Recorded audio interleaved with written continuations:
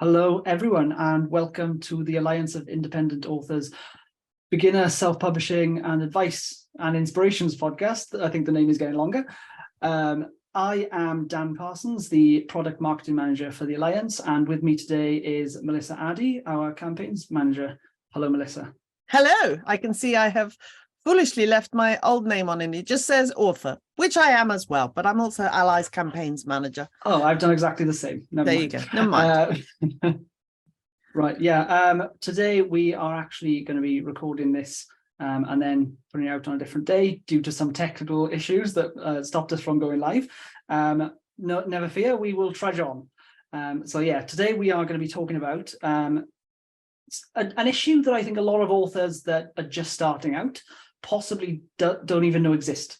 So there's a concept called a soft launch, which sort of flies in the face of the original idea that when you launch a book, it should be this big affair with fanfare and all this kind of stuff.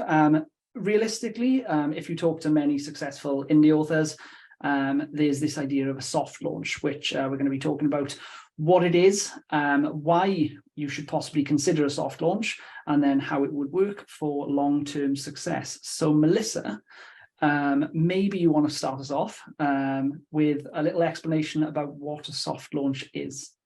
Okay, so a soft launch. So bear in mind, I used to work for a supermarket back in the olden days. You don't put a product out onto the market with a big fanfare.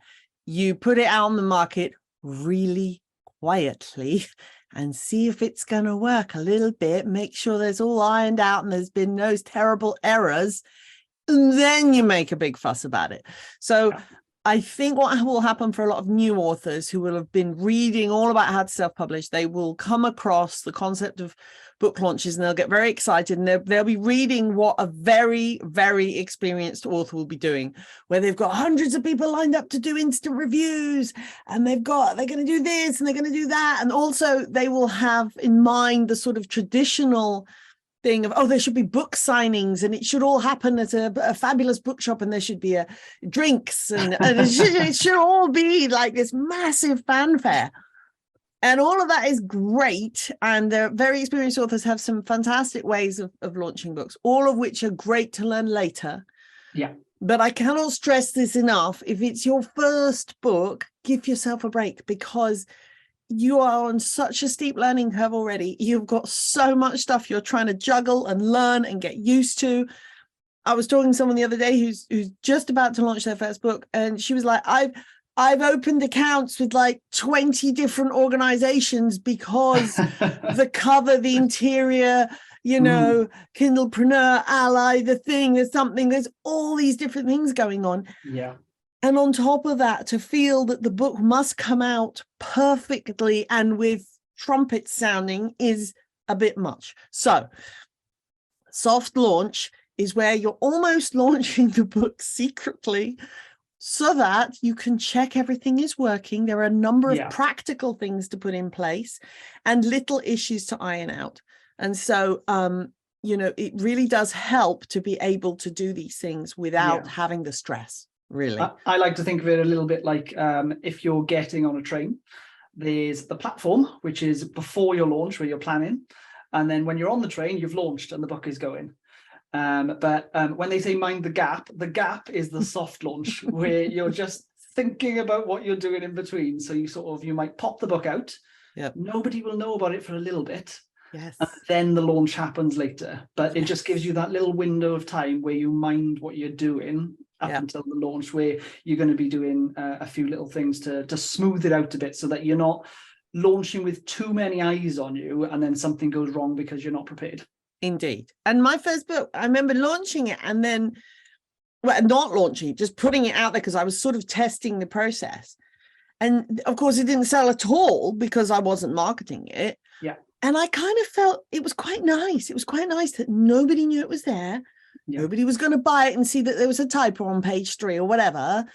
I was free to check everything, to make sure everything was okay, and then start making a fuss about it. And it really was quite a nice feeling to not have that additional stress on you. So there's various practical things that we can do. Yeah. You will read about advanced authors potentially sharing that soft launch with their ARC team, so their advanced reader copy team. This is a very common thing for them to do because that's how they're trying to get reviews ready really quickly. And whilst that is a lovely thing to do, again, I really wouldn't get involved in that in your first book. I really wouldn't. I would just put it out there and experience all the bits that have to still be put in place. Next time set up an ARC team and do that. What I think you'll find is that lots of, I can't remember what the law is called now, but there's a law that everything that can go wrong will go wrong. You'll find typos in the books, things won't link together properly. And if you've got, like some authors will set up these big pre-order campaigns. And if you send out, if you somehow miraculously manage to get 1,000 pre-orders, which does sometimes happen, it's very rare, but it sometimes happens, you don't want to send out 1,000 wrong copies because that's the first thing those readers have heard about from you. And then you instantly have a bad reputation. Yes, exactly. And I had an author, a brand new author, and he put the book out, found, 3 typos in it, as you do. And then he was like, I spent all night worrying about it. And I was like, right, you shouldn't have planned the launch. You should have just, that no one would have known. It's just, you don't need to spend all night worrying about it. So the good thing about being an indie author is that because you control the publishing process, when you put something out, if you notice a mistake, you can fix it at any time in the process, whether the book has been out 5 minutes or 5 years. Absolutely. So if the book has been out 5 minutes and you immediately spot something that's wrong, you haven't told anyone to go and buy it yet, so you can fix that before it goes. We should say that we discourage pre-orders for new authors who want to do a soft launch, because the difference between a new author and a really experienced author who does a soft launch, as we said, some experienced authors will launch softly to their ARC team first to get reviews, and then once there are reviews and social proof in place, then they'll do a hard launch to everybody else, and then it'll do very well. Or they'll soft launch it into sort of direct through their website so that people will buy it and they'll make more money per book sale, and then they'll do a hard launch when it's on retailers or something like that. Indeed. But with newer authors, you don't need to worry about that so much. You just need to worry about doing a soft launch to check it for quality and to make sure everything connects and what you plan to happen actually happens.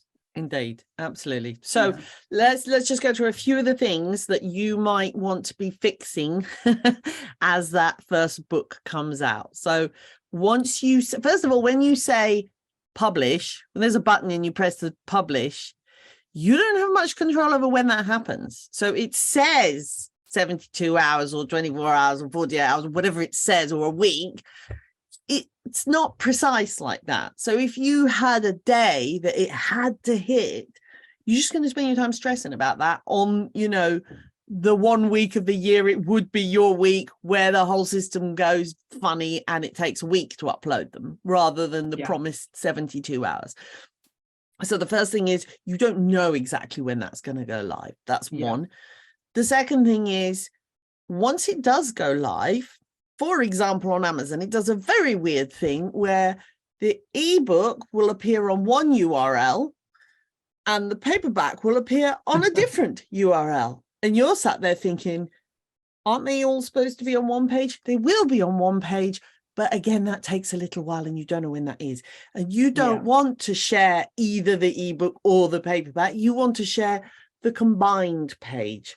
And you don't know when that's going to show up. So wait until that shows up, first of all.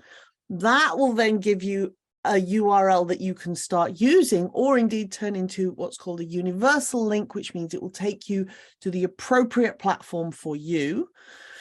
Yes. And you can't do that until it's all live and it's all linked up together. And that may take some time and you don't know when that is. That's it's kind of a paradox, isn't it? Because when you put a book out there, a lot of people will talk about things like back matter. I think we've already spoken about back matter several times on the podcast in the past, where at the end of your book, you can give a link where people can click the link and go to the book sales page to leave a review once they've read it. The problem is the sales page doesn't exist to put the link in the book so that they can buy the book with the book link in the back. So it's a bit of a paradox. You've got to publish it without the link, and then you can see the sales page, take the link and then pop it in the interior file and then put it back on and re-upload it. Absolutely. So it's a little bit of an involved process, but this is not something that more advanced authors are able to do magically and they can get the link before it's ready. They also have to do a very similar process where it's not there until it's there. Similarly with some website stuff. So if you're managing your own website, then great. But there are certain things like, if you haven't created the URL, you can't put it in. It's a similar process. Absolutely. And then there are similar things with the author pages as well on retailers, aren't there? So you've got to link the book to your author page. So if you're selling through Amazon, there's not just the book sales page through KDP. You'd also log into Author Central and you've got to claim the book, and there's all that sort of involved process as well. And that can take some time to show up. You want to be updating your own website. You want to have your sales button with the correct URL inside it, but you can't have that until you've got the URL. So that's got to be updated. I just find it gobsmacking, and this sounds so patronizing, but I say it because the number of authors who've come to me and gone, the sales are not good. And then I go on their website and I'm like, where's the button to buy it? Like, are you serious? This button doesn't work, or there isn't a button, or the URL doesn't. I mean, so that's really, really important that your website has to be up to date. Like you say, the author page on Amazon or any other platform needs to be ready and looking nice. You want to check. It's got better, but there used to be a thing where you'd put the blurb in, the description, and no matter what you did, it would just come out as this big block of text with just nothing, no gaps, nothing. I mean, now it's a bit better, and you can go, no, that the top should be italic, and then that should be a heading, and then there should be a gap there, and it's a paragraph and another gap. So it looks better nowadays, but I mean, occasionally it just goes funny and you just get a big block of text. You've got to go in and fix that, and then wait while the whole system updates again. So these things are really important. That you're having to go in and fix and tweak and update. If, for example, those 2 pages of the paperback and the ebook don't link, Amazon asks you to wait a week before you go in and say it hasn't linked. Can you link them together? So that's kind of important. So there are several things that you should be doing, and obviously there's going to be some quality control checks that you'll put in place naturally. Hopefully, if you're diligent, you'll put these quality controls in place in advance.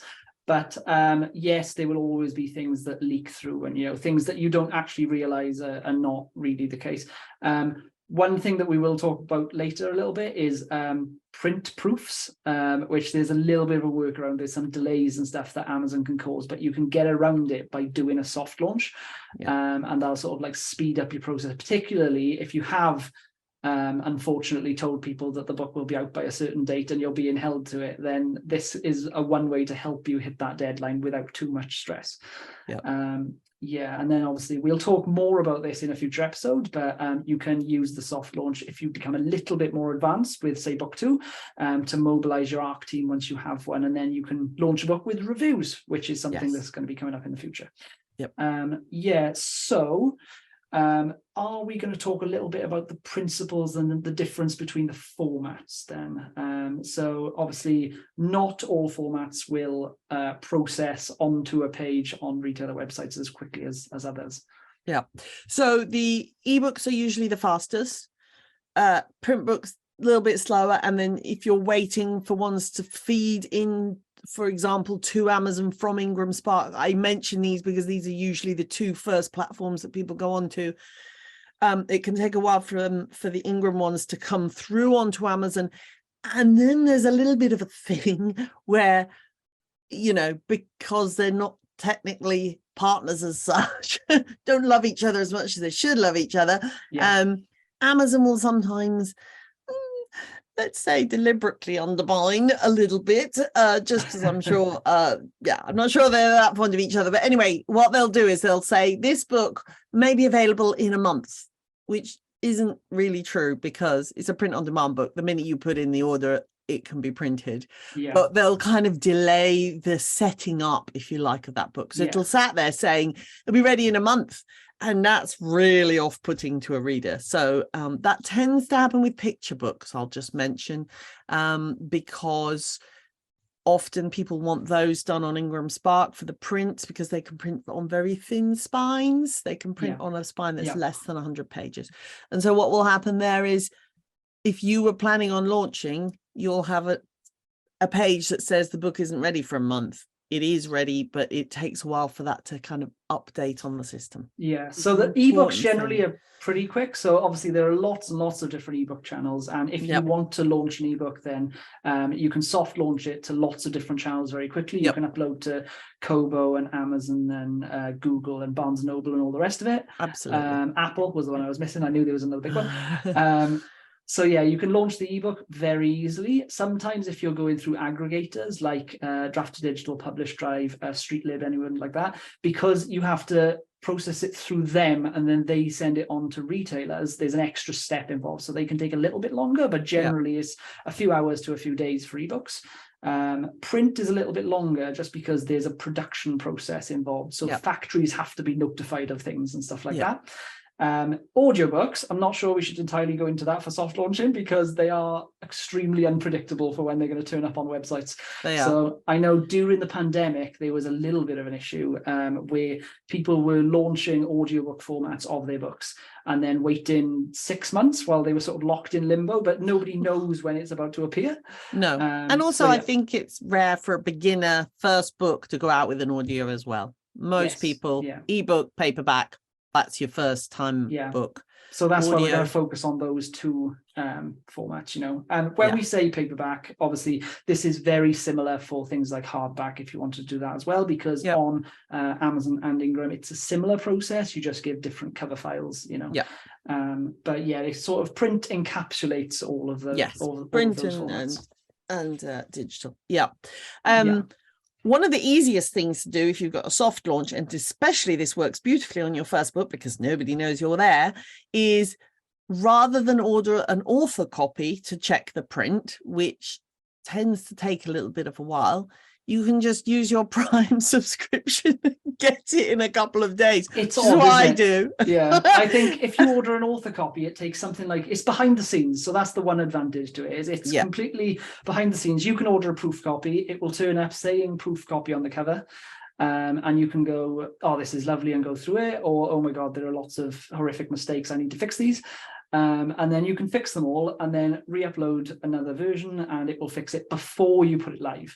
Now, the difference with soft launching it is you are launching it live. So people can see it, but you haven't told anyone that it's there. The advantage, though, is that because it's on the website, you can order it as a customer through Prime, which is weird that a customer can get it faster than the author, but that's just how it works. I don't know why they don't do Prime services for authors ordering their own books. You'd think that would be possible, but so yeah, but it is a good way of doing that. That's what I did with my first couple of books. It gets not possible as you go on because as soon as you put it out, Amazon may very well go, yay, the author you follow is brand new.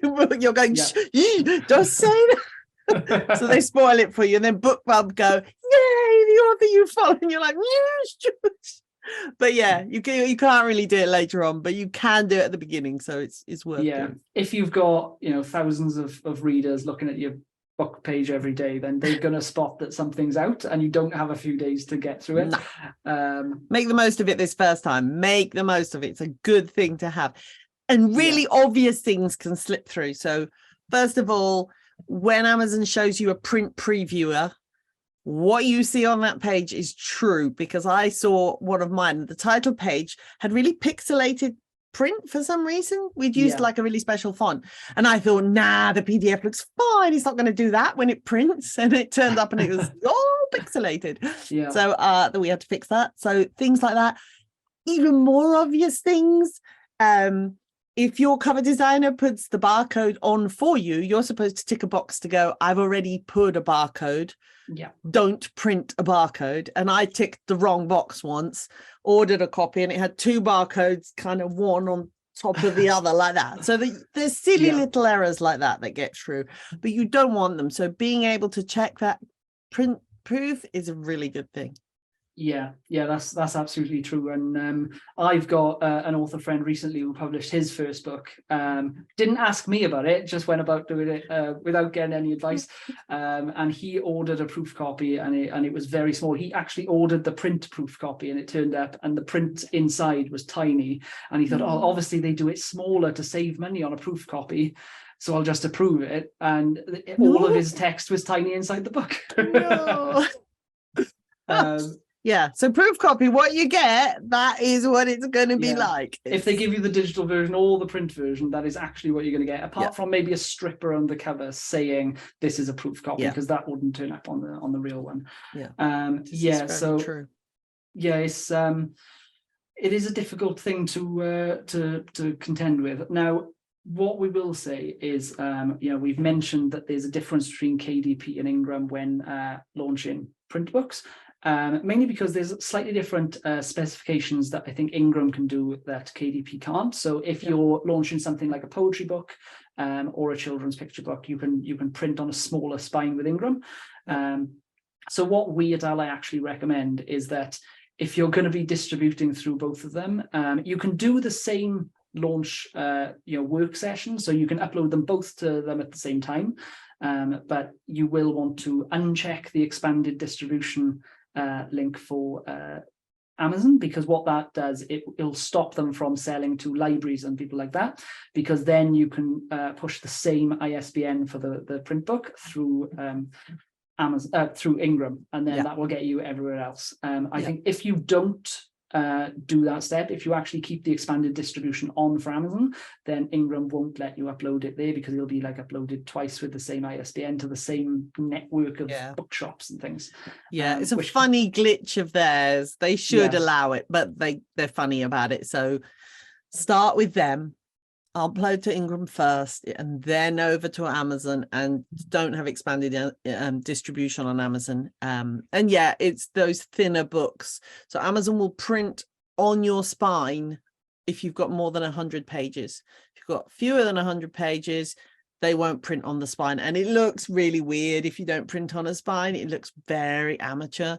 So it's not something that you want to do, really. It's not a good idea. Now, if you do have a particularly stringent quality control system, say this is your first launch with this book, but you've had a little play around in the past with a different pen name or something, then you may consider ARCs.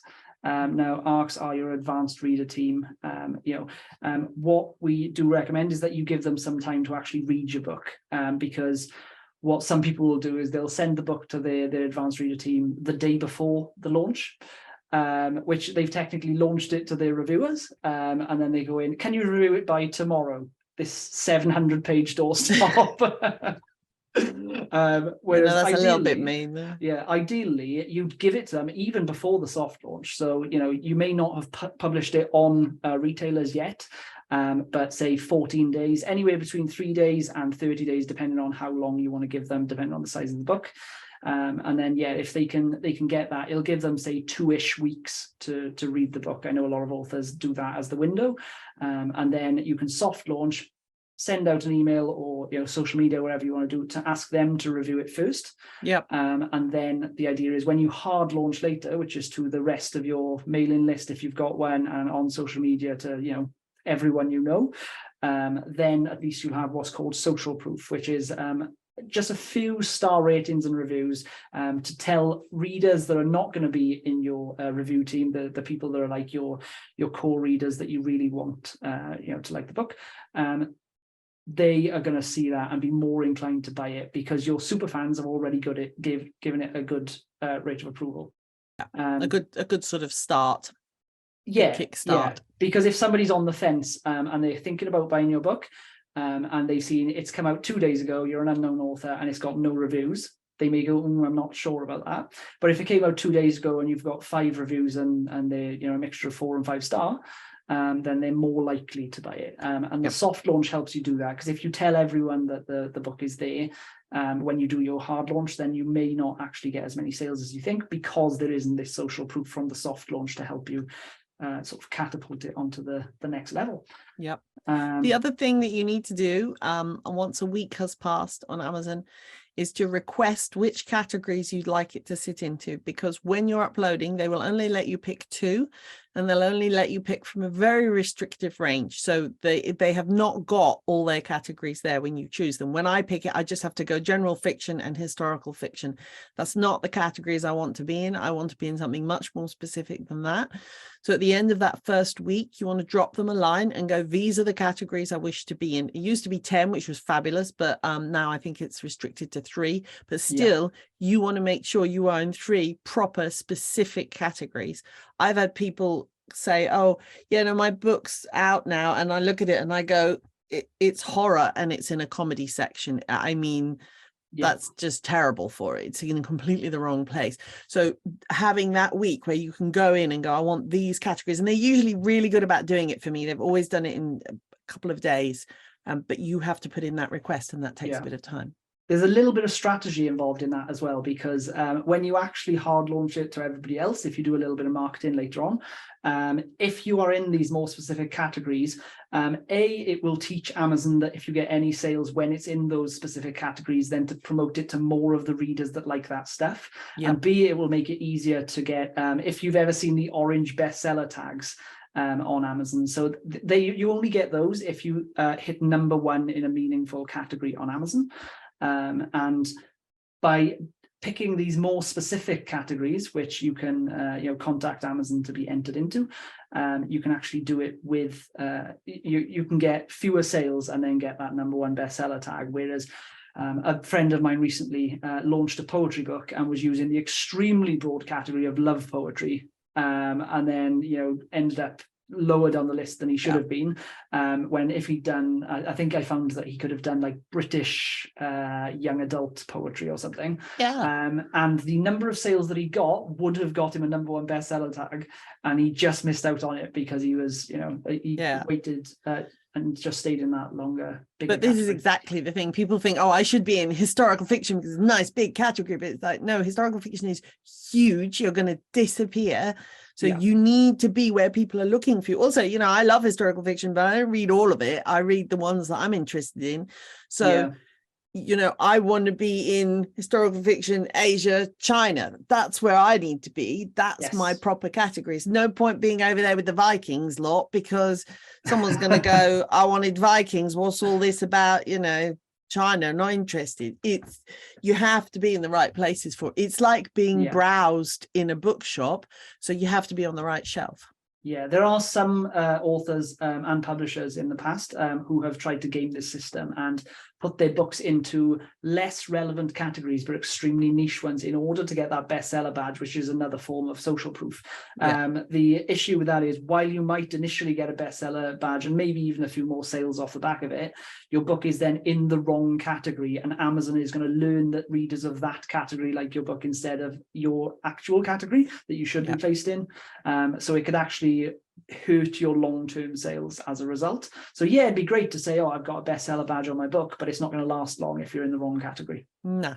And I would rather be in a category where I can consistently hold a top 50 place over time than rattle to the top of something that doesn't fit. Because it looks kind of silly if you go, oh, I got a bestseller badge, and then you screenshot the bestseller badge and it's for, cat bowls, and you're writing I don't know, crime novels. You're like, right, I don't know what you're doing in that category. It's got nothing to do with your book. It just it looks kind of silly. I've seen a couple of people do it, and really the category was literally nothing to do with them. No, I've seen historical fiction novels that are very clearly, like you've mentioned, Viking stuff, very clearly sort of like Viking fiction, and they've been at the top of a poetry category because it's kind of like there may be a poem in the book, and they've also been in sort of like historical criticism, which is academic books, and they're number 1, but it's because they write in a Viking novel, which is much more commercial. It doesn't work. It doesn't fit. No, and it is tempting when there are categories that you think you're like, yes, I wrote Moroccan historical fiction. If I put it in the Moroccan cooking category, people would probably like the culture and the thing, but it's like, but that is the wrong category. Put it in the right place. It's really quite important. As you say, it's not just about that initial push. It's you need to be in the right place so that Amazon will know to send you to the right people. It's got Yeah. good algorithms, but if you try and game them, they kind of turn against you. Yeah, I mean, teach the algorithms correctly and Yeah. your sales will actually expand over time, even if your marketing reduces, because Amazon will push it on its own without you being involved. And using a soft launch to correctly position yourself is a really good way to do that. Yep. And if you write in a series, bear in mind that if Amazon knows the category you belong in and you've done fairly well in it, you don't have to be like a blockbuster in it. When you bring out a next book in that, it will put you in as a hot new release. And I mean, it's one of the best marketing things I've ever seen. You can pay more on Amazon ads and not get a slot as good as that, where you're right there and it says hot new release and it's got your cover on. You literally cannot buy that spot. You buy it by being a good seller, not even stratospheric, in the right category. Yeah. Now, do all of these things.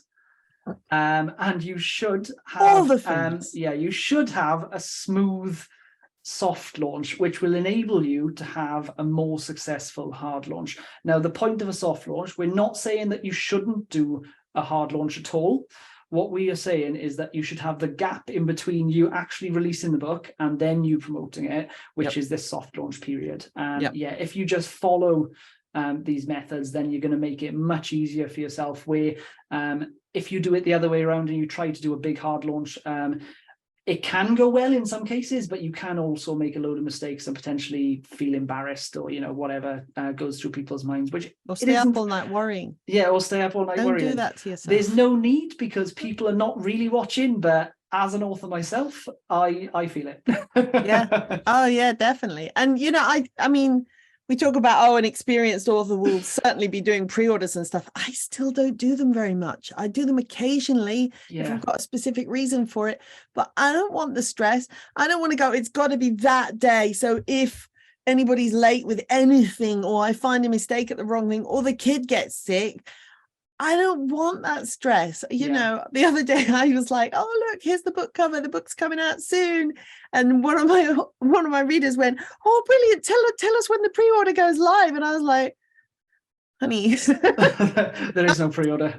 Being enthusiastic, but there's going to be no pre-order, because, or if there is, it'll be 3 days before the launch, because I figured out when it was going to be. It's like, yeah. And when I say soon, my version of soon and your version of soon is very different. Exactly. Right. Anyway, follow all of this stuff and you should have a smooth launch. Yes. Are there any other resources that we should hand out? I think they probably are. And so I refer to my piece of paper because I like to get these things right. So the original and best, the book that we keep coming back to is always The Creative Self-Publishing by Honore Russ. And that is on selfpublishingadvice.org/creative self-publishing.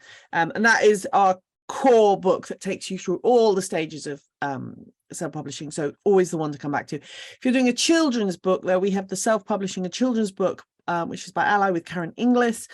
She's a very experienced children's book author, and that is selfpublishingadvice.org/self-publishing children's book. We're going to talk far more next time about book reviews, but to get you started, and because we've already started talking a little bit about how an ARC team works and that kind of thing, your first 50 book reviews by ALLi, that's selfpublishingadvice.org/first 50 reviews. And then there's a post we did in January this year on, can I use Ingram Spark and KDP together? And those are, as we just mentioned, the most common two that we kind of kick people off with on their first book. And it will explain the pros and cons of that and the ins and outs and the little tips and tricks, as it were. So those are the key ones. And next time we're going to be launching with reviews, and we get started on our proper marketing. I think that's the attractive one that everyone likes to tune in for. There's how to market books to make money and how to get lots of reviews on your books. Next time we will be talking about review strategies, different services that you can use to sort of help you along, how to get reviewers, how to find them, all that sort of stuff, so that you can launch with a handful of reviews, or if it goes very well, maybe 100 reviews, you never know. So tune in for that in the first week of next month. I think it's the first Tuesday. I don't know the exact date, but it is the first Tuesday of next always month. The first Tuesday. And Melissa and I will see you then. So All right. Have a nice month. Happy publishing, and we'll see you again next time. All right. Bye. Take care. Bye.